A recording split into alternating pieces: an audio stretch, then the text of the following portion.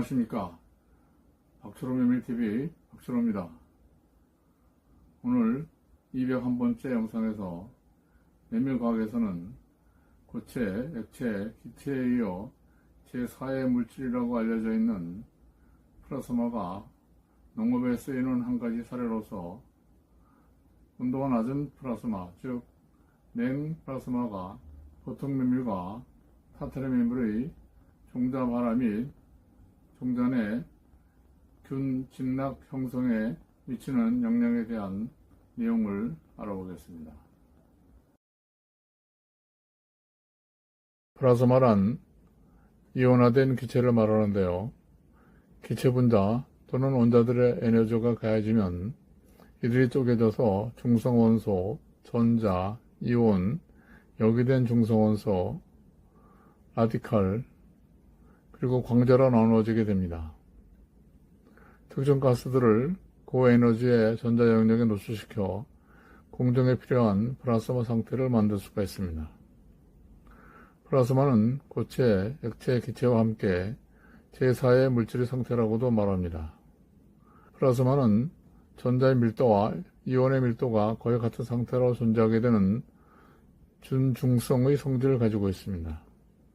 물론 플라스마는 전체적으로는 중성이나 내부에 전자와 이온들이 존재하고 있어 전기장에 따라 전하가 이동을 하여 전기가 통하는 전도성 기체이기도 합니다. 플라스마는 이렇게 양이온과 전자들이 집단으로 행동하는 성질을 또한 갖고 있습니다.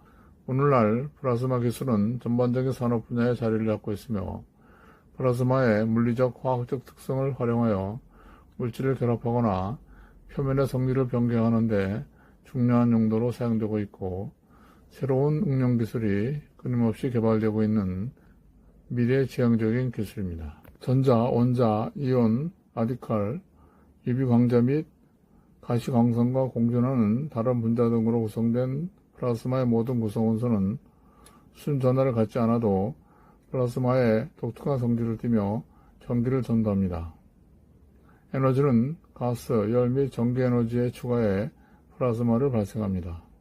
콜드, 즉 냉플라스마는 열역학적 비평형 플라스마라고도 하며 열 플라스마에 비해 더 낮은 전자밀도, 더 낮은 온도로 특징 지어집니다.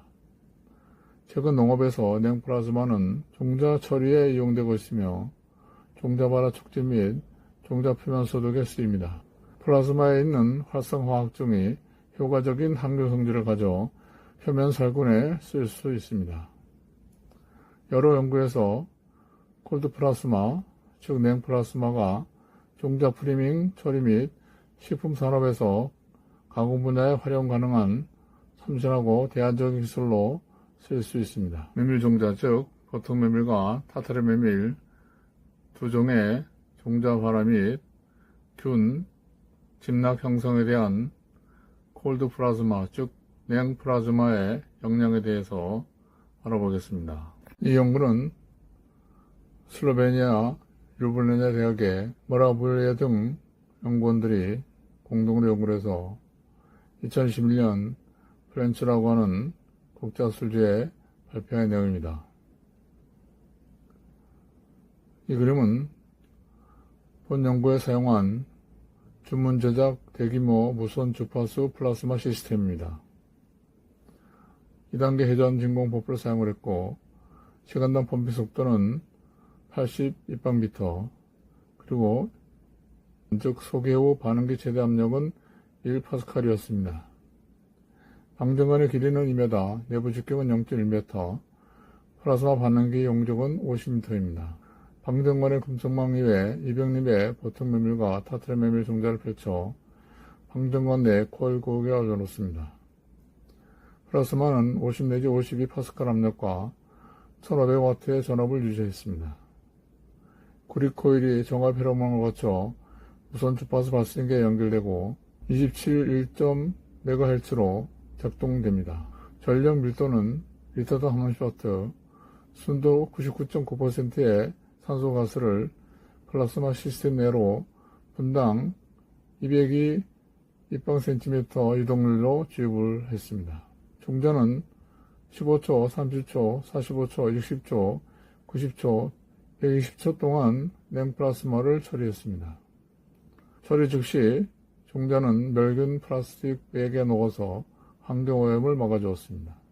조사 항목으로는 발화율, 종자율의 균 멸균율, 균 집락 형성률, 균 형태적 특성 등 균의 형태형과 다양성 등을 조사했습니다. 냉플라스마 처리 시간이 길수록 두 종의 메밀 모두 종자 발화가 평균 하루 정도 늦어졌습니다.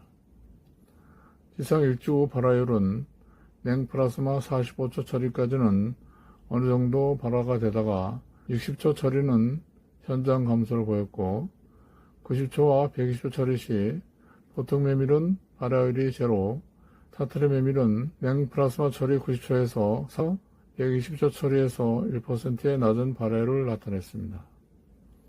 전체적으로는 타트리 메밀이 보통 메밀보다 하루 정도 발화가 늦어졌습니다.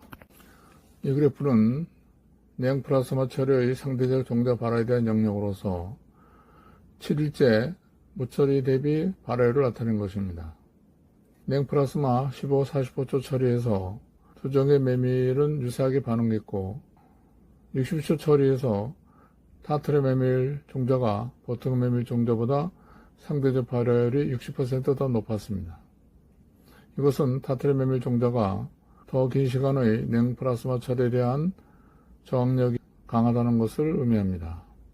이 그래프는 냉플라스마 처리에 따른 종자당 균 집락 형성 수준을 균이 자란 페트리시 면적으로 나타낸 것인데요. 왼쪽 막대가 보통 메밀, 오른쪽 막대가 타트리 메밀입니다. 타트리 메밀은 110초, 보통 메밀은 90초 냉플라스마 처리에서 균 오염 수준이 과산화수소 30%로 종자 소독했을 때의 수준으로 감소한 것을 알 수 있습니다. 이것은 냉플라스마 처리별 균 형태형, 즉 개통수를 나타낸 것입니다. 왼쪽 막대가 보통 메밀, 오른쪽 막대가 타트리 메밀입니다.